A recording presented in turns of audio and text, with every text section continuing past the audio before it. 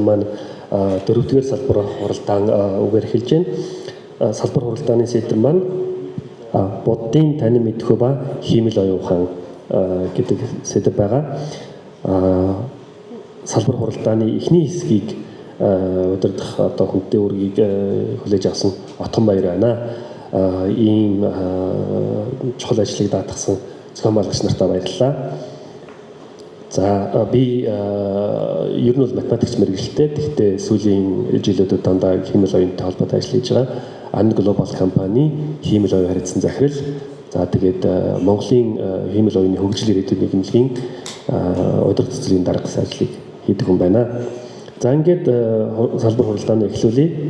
Эхний илтгэлийг Монголын бурхан шашны төв гандан нэгжлийн хэдийн тэргүүлэгч Батцангил Гэвш буддын сургаалдах энэрэнгүй үзэл ба хиймэл оюуны сорилт сэдвээр тавина. Баярлалаа.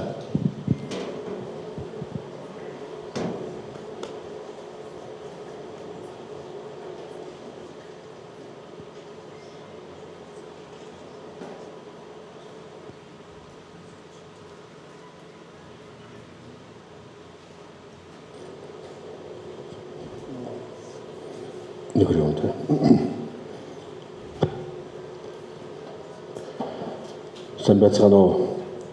Та бүхэнд энэ өдрийн мэнд хүргэе. За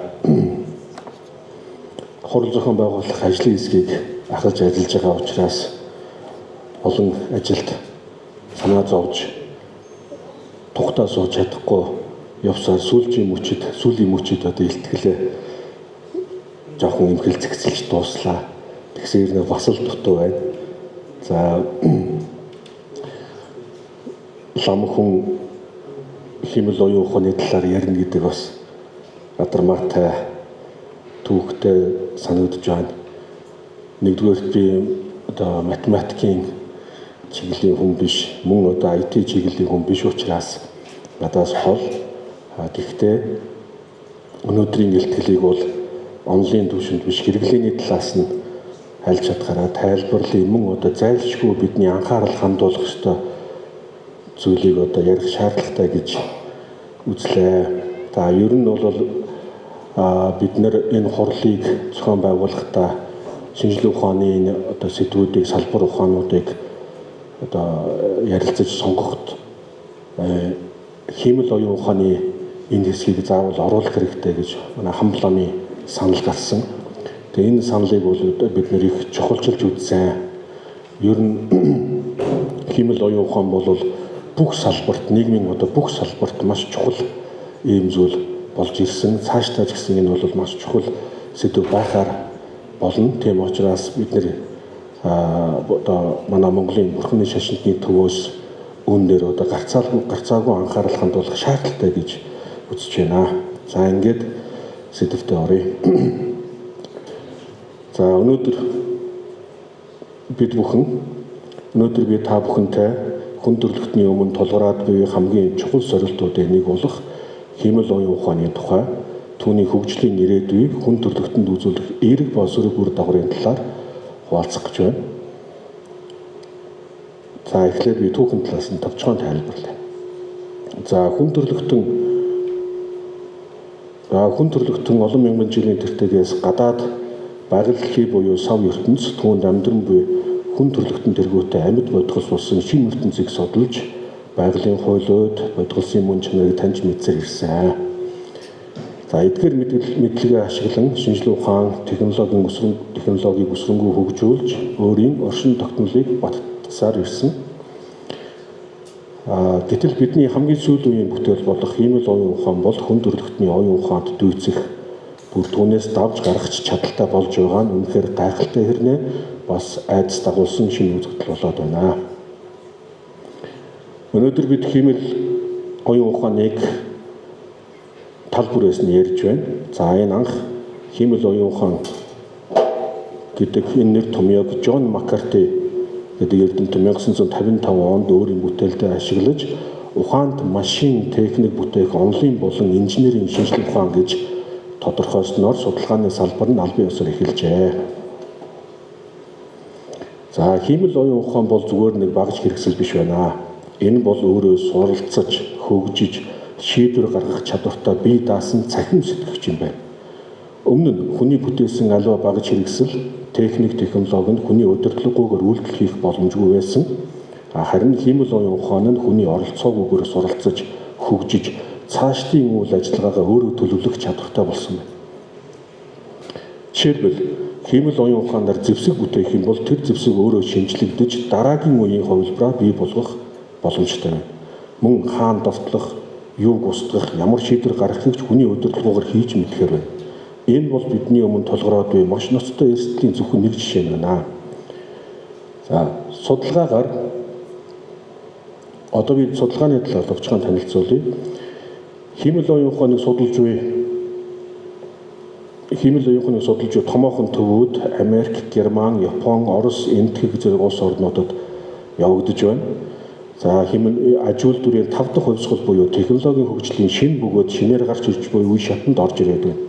Энэ үе шатанд хүмүүс дэвшилтэт технологи, хиймэл оюун ухаанаар ажилладаг роботуудтай зэрэгцсэн ажлын байран дахь үйл явц хүний хөгжил дэвшлийг сайжруулахад чиглэж байна. Өнөө цагт улс орнууд хиймэл оюун ухааныг зөвхөн эдийн засгийн ашиг, улс төрийн ноёрхол, цэргийн хүч хөгжилтийн төлөө ашиглах гэж яарч байна. Хиймэл оюун ухаан цаашид нэгэн цул биш, харин олон мянган төрөл хэлбэрээр гарч ирнэ. Улс төр, эдийн засаг, шашин, нийгэм, соёлын бүхий л салбарт өөр өөрийн байр суурийг олж хөгжөхөр байна. За, улс төрийн хувьд гэх юм бол хиймэл оюун ухааныг ашиглаж санаанд оромгүй хүмүүс улс төрийн эрх мэдлийг авч байна. Эдийн засгийн хувьд гэх юм бол тооцоол хиймэл оюун ухаан болон эдийн засаг нь тоон дээр суурилж байгаа учраас эдийн засагт хүчтэй нөлөөлөх шинж тэмдэг бол тарцаагүй гарч ирж байна. Жишээлбэл хөрөнгийн бирж дээр худалдаг хувьцааг урд өмнө хүмүүс хоорондоо маш их дохио зангаа гаргаж хоорондоо ярилцаж зогсоосоогүй ингэж одоо холбогдож ээж хувьцаа худалдаж авдаг байсан бол өнөөдөр энийг зөвхөн компьютер хэрэгжилж байна. За, шашны хувьд шашин бол хүн төрөлхтний үнэт зүйл, хүн төрөлхтний тулгуур чухал хэрэгцээ байгаа. Маш хүчтэй зүйл. Тэм учраас энэ шашныг бид нар хиймэл оюун ухаан одоо шашинд хүчтэй нөлөөснөр хүний үнэт зүйл ч юм уу хүчтэй нэвтрэх юм боломжтой болсон. Нийгмийн хувьд гэх юм бол нийгэм дэх үйл явцыг хиймэл оюун ухаан хүчтэй удирдах нөлөөлөх юм боломж байна. Жишээлбэл бирэмд болсон үйл явдал, Рохинжа үндэснийг бирмийн хүмүүс нэг хэсэг гадуурхаж нэлээд айхтар мөргөлдөн гарсан. Хэдийгээр бирмийн одоо Мянмарчууд бол бурхны шинтэй буддистууд, гэвч тухайн нийгэмд хүчтэй одоо ийм олонний хандлт авсан ийм үйл явдлуудыг олон дахин цацаж, олон дахин энэ хүмүүст ингэж хүчтэй хүргэсний улмаас хэдийгээр одоо буддистууд номхон дөлгөөн төлөв даруухан буддистууд сүлдээ хүчрхийл хийхэд хүрсэн ийм айхтар жишээ байгаа. За, соёлын хувьд ч гэсэн одоо олон талаар ингэж нөлөөлөх ийм зүйлүүд явагдаж байна. За, хиймэл оюун ухааныг бид нэр хүүхдтэд зөвлөх боломжтой. Өнөөдрийн байдлаар хиймэл оюун ухаан бол яг бага насндаа явагдаж байна гэж хэлж болохоор байна. Түүнийг хүүхдтэд зөвлөвөл хүүхэд зөвхөн үгээр биш, эцэг эхийнхээ үйл хөдлөл, үлгэр дуурайлаас суралцдаг. Яг үүнтэй адилхан хиймэл оюун ухаан бидний өдөр тутмын амьдралын хэм маяг, нийгмийн үнэт зүйлсээс суралцж байна. Энэ нь хүний амьдрал, нийгмийн бүхий л салбарт эерэг босрог, хосолмол нөлөө үзүүлж болох шинэ үзэгдэл бөгөөд ёс зүйн талаарх асуудлыг зайлшгүй цохиход хүрж байна.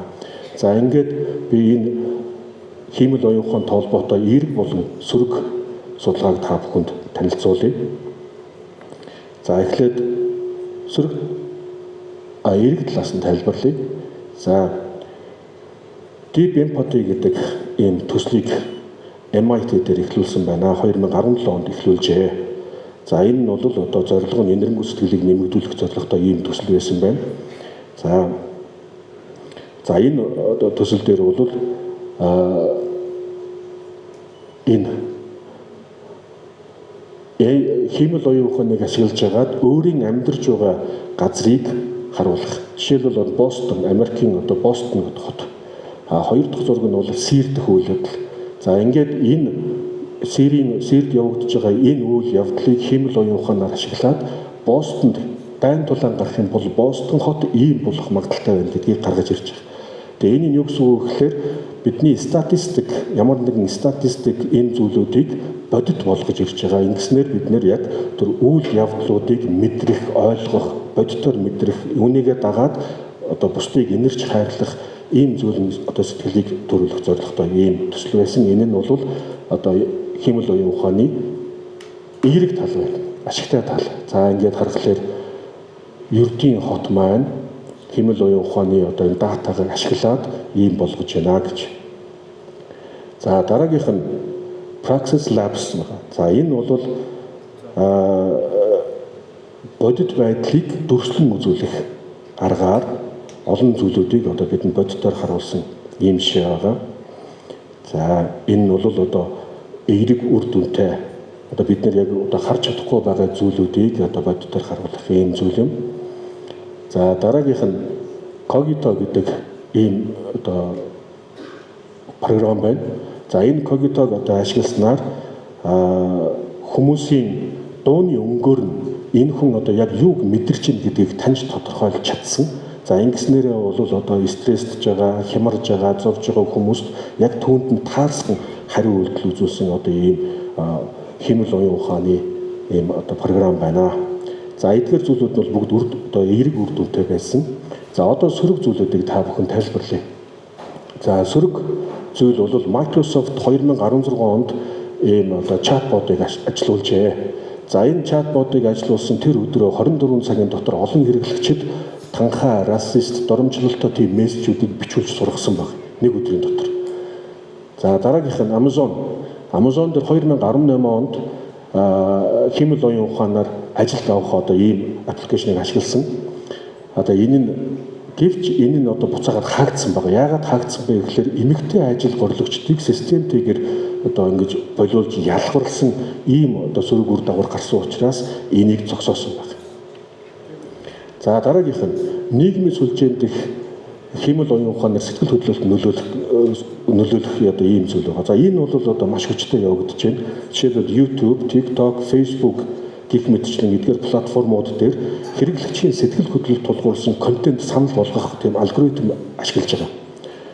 Тэгэхээр аль нь илүү хүмүүст одоо хүний анхаарлыг татчихин түүнийг маш олон дахин өргөн хүрээнд явуулсан.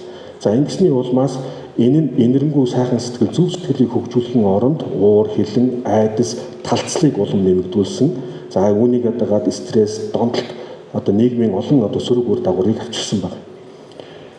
За жишээлбэл одоо YouTube-ийн алгоритмд байдаг зарим контент нь хэрэглэгчдэд байнга санал болгох замаар хүнд буруу үзэл бодол, таалцал ийм дургуутсал үдсийн хадалтыг хүчтэй суулгасан гэдэг нь судалгаагаар тогтоогдсон байна. За дараагийнх нь Deepfake гэдэг технологи. За 2023 онд Deepfake технологиг ашиглаж нүүр солих ийм одоо аргаар хүний одоо хувийн мэдээлэл рүү нэвтрэх оролдлого 704% өссөн 2023 онд. За мөн энэ одоо технологиг ашиглаж 2024 онд Хонконгийн одоо энэ кибер гэмт хэрэгтэй одоо цахим одоо залилан бол 25 сая төгрөгийн 25 сая долларын ийм хохирол авчирсан байна. За ингээд ахаад мөн одоо өргөн судалгааг танилцуулъя. 2025 онд энэ кибер гэмт хэргийн хохирол доллараар 11.80 төгрөгт тулсан байна. За энэ нь бол 2015 ондтой харьцуулах юм бол 3 дахин нэмэгдсэн ийм тооцоо гарсан байна. За ингээд энэ цахим хиймэл оюун ухаанаар тэр нүрийг хувиргах нүрийн одоо тэр дуурайж хувийн мэдээлэлд нь одоо орсон ийм одоо халдлагад өртсөн хүмүүсийн 16% нь амиа хорлох бодолд автсан гэж байна. За ингээд 2025 оны 2 дугаар улиралд Deepfake технологиг ашиглаж агаад одоо кибер гэмт хэрэг 350 сая долларын хохирол учруулад байгаа юм байна. За тэгээд энэ бүгдээс үзэх юм бол энэ хиймэл оюун ухаан нийгмийн одоо маш олон салбарыг хамарч явж байна. Зарим талаараа эерэг өөрчлөлтийг авчирч байгаа, зарим талаар сөрөг үр дагаврыг авчирч байна. хүн төрөлхтний хувьд маш том сорилтыг авчрахаар шинжтэй байна. Бид хиймэл оюун ухаантай холбогдсноор ямар ирээдүйд нүүр тулахыг одоогоор бол үнэхээр хэлж чадахгүй байна. За одоо тань мэдхийн талаас хиймэл оюун ухаантай холбоотой нэг хэдэн зүйлийг өөрийн зүгээс тайлбарлая. За сонирхож үзлээ. Эгэл үрдийн хүний юмыг бодох чадвар нь секундээр хэмжигддэг. За онцлог нь бол мэдрэх ухамсарлах одоо юм онцлогтой. Харин хиймэл оюун ухааны хурд нь мэдээллийг боловсруулах хурд нь миллисекундын хэмжээтэй. Тэгэхээр 1 секундыг 1000 хуваасантай адилхан тийм хурдтай оюун ухаан явдаг юм байна. За тэгвэл Бурхан багшийн айлтсан эцэг хүүс учирсан судар гэж ном байдаг. За энэ номон дотор хүний оюун ухааны дээд хөгжлийг тайлбарласан байна. Энэ дотор юу гэж тайлбарласан бэ гэхээр ертөнцид байгаа бүх модыг нэгэн зэрэг шатаагаад түүнээс гарсан үнсийг маш сайн хойлоод тэгээд нэг ширхэг үнсийг гаргаж ирээд Бурханд үзүүлэх юм бол Бурхан тэр үнсний нэг ширхгийг тэр даруйд нь энэ ертөнцийн тийм газарт ургаж байгаа тийм нэртэй мод, за тэр нэртэй модны тэддгээр мөчрийн тэддгээр үений үнс нь байна гэдгийг тэр даруйд нь хэлж чадна гэж тодорхойлсон байдаг. Энэ нь ямар нэгэн тийм дата дээр суурилахгүйгээр шууд гаргаж ирэх ийм зүйл. За энэ өөр сонирхолтой үүднээс ингэж тайлбарлаж. За ингээд мэргэжлийн би түрүүн хэлсэн би бол мэргэжлийн одоо IT чиглэлийн хүн биш, мөн одоо мэргэжлийн одоо хиймэл оюун ухааны судалдаг хүн биш ээ. Гэхдээ зөв өөрийн зүгээс нэг хэдэн зүйлийг одоо ажиглалаа. За энэ бол оюун ухааны чадамжийг тодорхойлох зүйлүүд.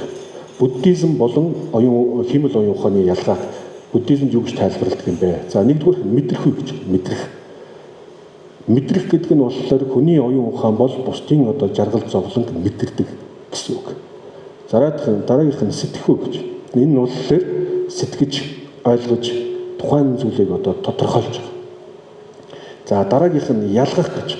Ялгах гэдэг нь болохоор энэ нь зөв үү буруу юу ямар вэ гэдгийг одоо ялгаж байна. За танин мэдэх нь тухайн юмсыг одоо таньж мэдэх. За дараад нь яг тэр зүйл дээр төвлөрөх. За энийг бол би бүх хүмүүст одоо нийтэд хүртээмжтэй байх үүднээс яг уламжилт орчуулгаар нь бол тавьсангүй. Ер нь бол манай уламжилт орчуулганд бол гүндөн А буюу бүхэн додогч 5 гэж тайлбарлаж. За тэгээд эдгээрээс хиймэл оюун ухаан бол сэтгэн бодох чадвартай байна, танин мэдэх чадвартай байна, төвлөрөх чадвартай байна. За хамгийн одоо чухал зүйл мэдрэх. Хиймэл оюун ухаан бусдын өвчин зовлон шаналлыг мэдрэхгүй байна. Таньж тодорхойлж чадчих, гэхдээ энийг өөр дөрөө мэдрэхгүй байна гэсэн үг. За эндээс маш олон одоо асуудлууд гарч ирж байна. За монголчууд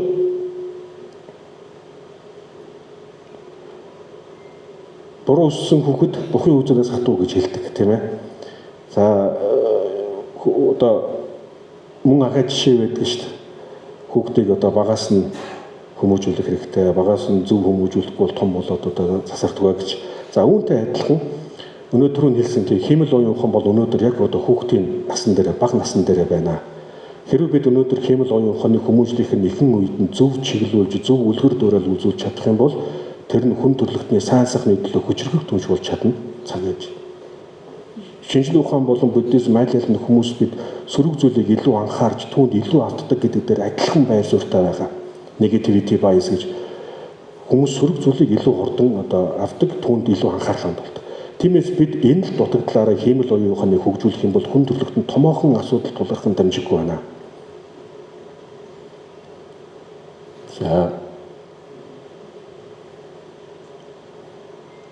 За хиймэл оюун ухаан бол хүний одоо саялсан хүний адилхан баярлаж гунирх, хайрлах эсвэл гомдог сэтгэл хөдлөл мэдэрч чадахгүй.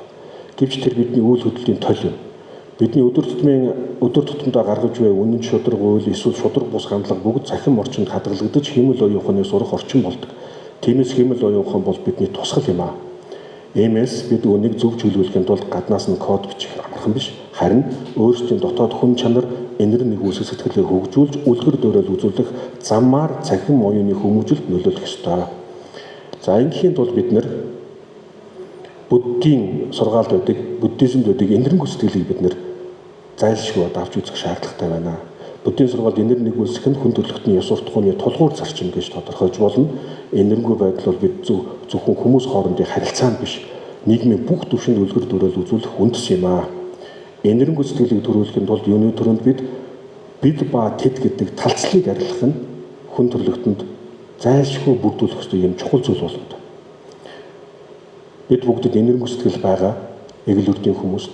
Гэвч энэ энэрэнгүй сэтгэл нь хязгаарлагдмал. Юугаар хязгаарлагддаг вэ гэхээр би болон минийх гэдгээр хязгаарлагддаг. За тэгвэл энэ үүнийг арилгахын тулд бид бүгдээрээ адилхан гэдгийг бодох ёстой. Бид бүгдээрээ адилхан. Буддизм болон шинжлэх ухаан аль аль талаасаа бид бүгдээрээ адилхан гэж тайлбарладаг. Буддизм талаас тайлбарлах юм бол бид харьцангуй үнийн төвшөнд ч тэр үнэлэхийн үнийн төвшөнд ч тэр аль ч талаасаа бид адилхан. Шинжлэх ухааны талаас нь аваад үзэх юм бол бид нар атомын төвшөнд, химийн төвшөнд, биологийн төвшөнд аль аль төвшөндөө бид нар адилхан. Тийм учраас бид адилхан гэдгийг бодох. За Эрдэнэ энтхийн хэрдэмтэн шанттай багийг нь ялцсан үг байна.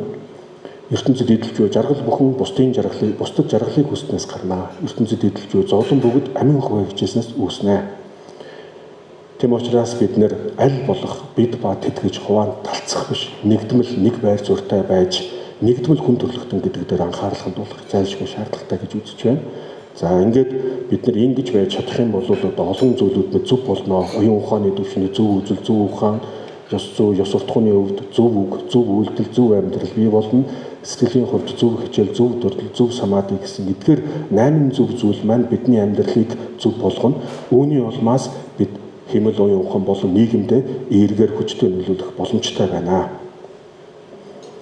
За ингээд буддийн сургаал дахь энэрэнгүй сэтгэлээр хэмэл оюун ухааныг төлөвшүүлэх цаашдын одоо бид энэ дээр анхаарал хандуулах хэрэгтэй байна.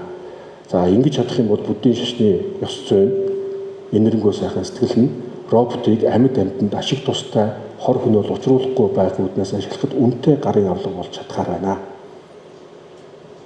Баярлалаа.